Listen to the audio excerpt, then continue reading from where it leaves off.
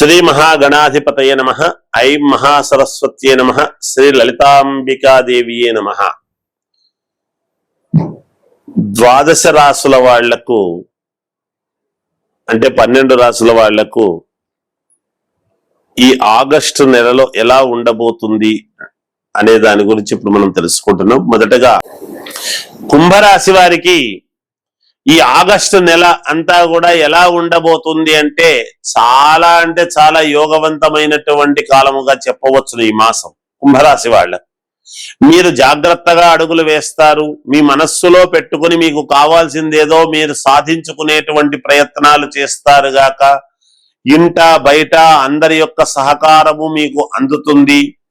అంతేకాకుండా మీ ఆలోచనలు ఉన్నతమైనటువంటి స్థితికి ఆలోచనలు చేస్తాయి.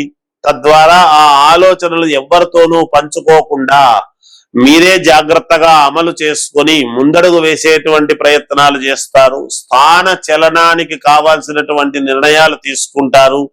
ఉన్నతమైనటువంటి ఉద్యోగాన్ని మీరే స్వతహాగా సాధించుకుంటారు. ఒక ఇంటిని కొనడము గాని లేదా ల్యాండ్ను కొనడము గాని జరుగుతుంది గాక లోన్లు మీకు శాంక్షన్ అవుతాయి. వాహన యోగము ఉన్నది. నలుగురికి ఉపయోగపడేటువంటి ప్రయత్నాలు చేస్తారు. స్నేహితుల దగ్గర ఇచ్చినటువంటి డబ్బును జాగ్రత్తగా తీసుకోవటం అనేటువంటిది చేస్తారు.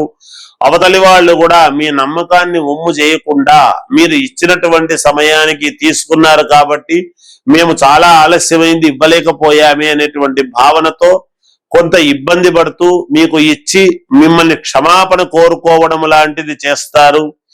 ఆరోగ్యదాయకముగా అనుకూలముగా ఉన్నది ఆరోగ్యపరముగా మీకు కుంభరాశి వాళ్లకు. అంతేకాకుండా కీర్తి ప్రతిష్టలు సాధిస్తారు. ఇంట్లో ఒక శుభకార్యము లాంటి ఏదో ఒక శుభవార్త అనేటువంటిది తెలుస్తుంది. సంతాన యోగం ఉన్నది. వివాహం కావాల్సినటువంటి వాళ్లకు వివాహం ఖాయం కావడం జరుగుతుంది గాక అంతేకాకుండా మీ యొక్క జీవితంలో మరిచిపోలేని సంఘటన అనేటువంటిది ఏదో మంచిది జరగబోతున్నది అనేటువంటిది చెప్పవచ్చును. ఈ మాసంలో గ్రహస్థితులు అనుకూలముగా ఉండేటువంటి దాని వలన సంతోషముగా ఇల్లంతా కూడా ఆనందముగా సుఖశాంతులతో ఉంటారు గాక సమయానికి తిండి సమయానికి నిద్ర అనేటువంటికి దక్కుతాయి. ఖచ్చితముగా ఉల్లాసముగా గడుపుతారు స్నేహితులతోనూ అందరితోనూ. ఏదైనా దూర ప్రయాణం చెయ్యాలి అని అనుకుని వాయిదా వేసుకుంటారు. అంతేకాకుండా మిత్రుల వలన శ్రేయోభిలాషుల వలన బంధువుల వలన మేలు జరిగేటువంటి ప్రయత్నాలు చేస్తారు. మీరు విద్యార్థులకు చాలా యోగదాయకముగా ఉన్నది. డబ్బు పరముగా మీ చేతికి అందుతుంది గాక ఉన్నతమైనటువంటి స్థితికి చేరుకుంటారు. అలాగే ఉద్యోగంలో మార్పు కోరుకొని మీకు అనుకూలవంతమైనటువంటి నిర్ణయానికి వెళతారు గాక అన్ని రకాల యోగదాయకముగా ఉన్నది. రాజకీయాల్లో ఉండేటువంటి వాళ్లకు చాలా అనుకూలవంతముగా ఉన్నది. జాగ్రత్తగా మీ యొక్క ఆలోచనలు ఎవరికీ చెప్పకుండా ముందడుగు వేయండి. మీరు విజయము సాధించి తీరతారు గాక తప్పకుండా ఇంటి భోజనమే ఎక్కువగా చేయండి. బయట తినేటువంటి ప్రయత్నం చేయొద్దండి. మీరు ఎప్పుడైతే ఇంట్లోనే తింటారో మీకు ఆరోగ్యవంతముగా ఉంటుంది. ఇంకా మెరుగైనటువంటి ఇవి కావాలి అనుకున్నటువంటి వాళ్ళు మీకు నచ్చిన వాళ్ళ దగ్గర మీ వ్యక్తిగతమైనటువంటి జాతకాన్ని చూపించుకోండి. ఏదైనా ఉంటే పరిహారాలు చేసుకోండి. మేలు జరుగుతుంది. జయోస్తు.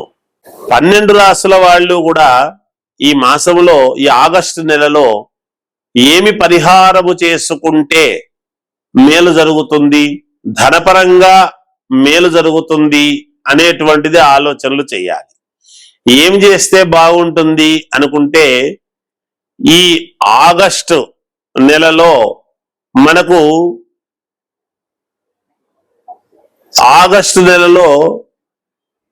మీరు చేయాల్సినటువంటిది ఏమిటి అంటే ఒక 5 పిరికెళ్ళు కందిపప్పు తీసుకోండి. ఒక ఎర్రటి గుడ్డలో కందిపప్పు వేయండి. వేసిన తర్వాత 5 ఒక్కలు కూడా అందులో వేయండి. అందులో వేసి మీరు ఒక గణపతిని చేసి గణపతి అష్టోత్తరము లక్ష్మీ అష్టోత్తరము చదవండి. చదివిన తర్వాత ఆ గణపతిని ఆ తోలపాకులు గణపతిని పెట్టి పూజ చేసినటువంటిది అష్టోత్తరము చేసినటువంటి కుంకుమ అన్ని అందులోనే పెట్టి ఒక మూటలాగా కట్టండి. ఆ మూటలాగా కట్టి ఆ మూటను మీరు ఏం చేస్తారంటే మీరు బీరువాలో మీరు ధనం ఉండేటువంటి చోట పెట్టుకోండి. తప్పకుండా మీకు అనూహ్యముగా రావాల్సినటువంటి డబ్బు ఏదైనా ఉండినా లేదా మీకు డబ్బు కావాలనుకున్నా ప్రయత్నాలు చేస్తూ ఉంటే రాలేదని అనుకుంటున్నటువంటి వాళ్ళకి కానీ ఎవరికైనా సరే దీనివల్ల భూముల వలన ఇబ్బంది పడేటువంటి వాళ్ళకైనా కొంత మీకు ఊరట కలిగేటువంటి విధానముగా ఉండబోతూ ఉన్నది అనేది తెలియజేస్తున్నాను. ఈ ప్రక్రియ చేయండి, మీకు మేలు జరుగుతుంది. జయోస్తు. శ్రీ మహాగణాధిపతయ నమః. ఐం మహాసరస్వత్యే నమః. శ్రీ లలితాంబికాదేవియే నమః. ప్రేక్షక మహాశయులందరికీ కూడా నేనొక విన్నపము తెలియజేస్తూ ఉన్నాను. ఏమిటి అంటే, సహజముగా లోకా సమస్త సుఖినో భవంతు అని చెబుతూ ఉంటాం.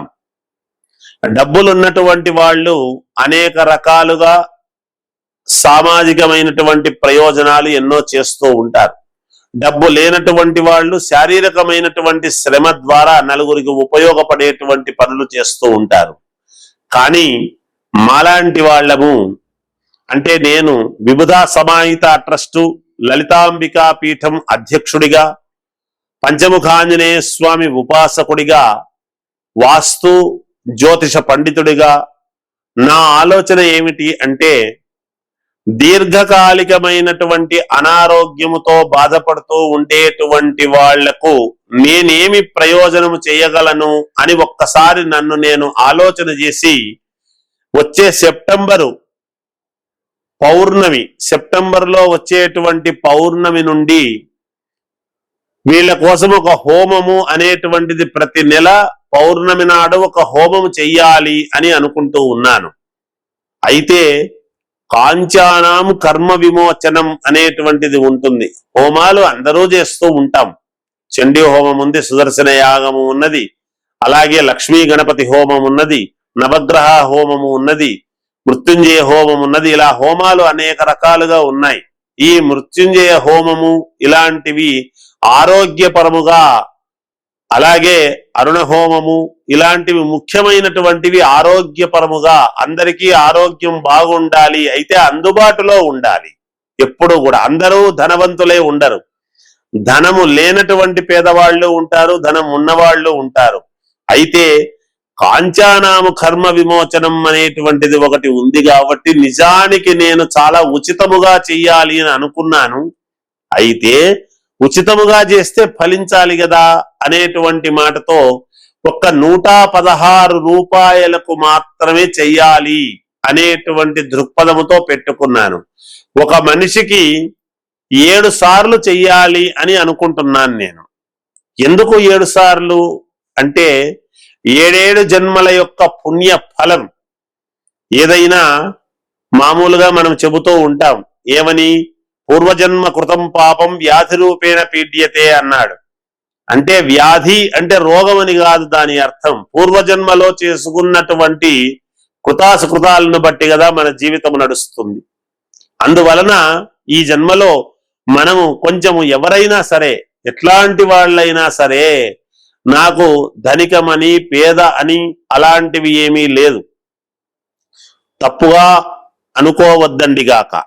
ఏమిటి అంటే, ఎందుకు చెప్తున్నాను అంటే ఈ మాట, లేని రిక్షా దొక్కుకునేటువంటి వాళ్లకు ఒక పెళ్లి మంత్రము, బెంజు కార్లలో నడిపేటువంటి వాళ్లకు ఒక పెళ్లి మంత్రము లేదు కదా.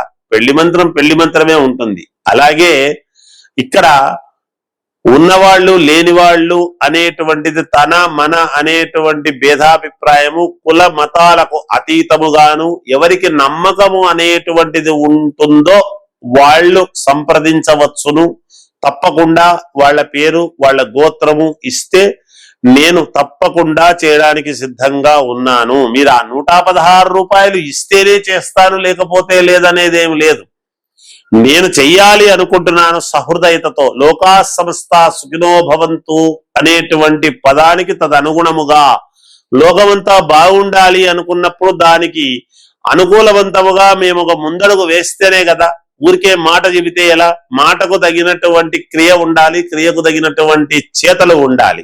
అందువలన అలా చెయ్యాలి అనేటువంటిది నాకు లలితాంబికాదేవి యొక్క అనుగ్రహముతోనూ పంచముఖ ఆంజనేయ స్వామి అనుగ్రహముతోనూ భావించి ఇది నేను అందరికీ చేరువ కావాలి, ప్రజానీకానికి అంతటికీ కూడా అందరికీ తెలిసి దీన్ని సద్వినియోగం చేసుకుంటారు అని ఆశిస్తూ జయోస్తు.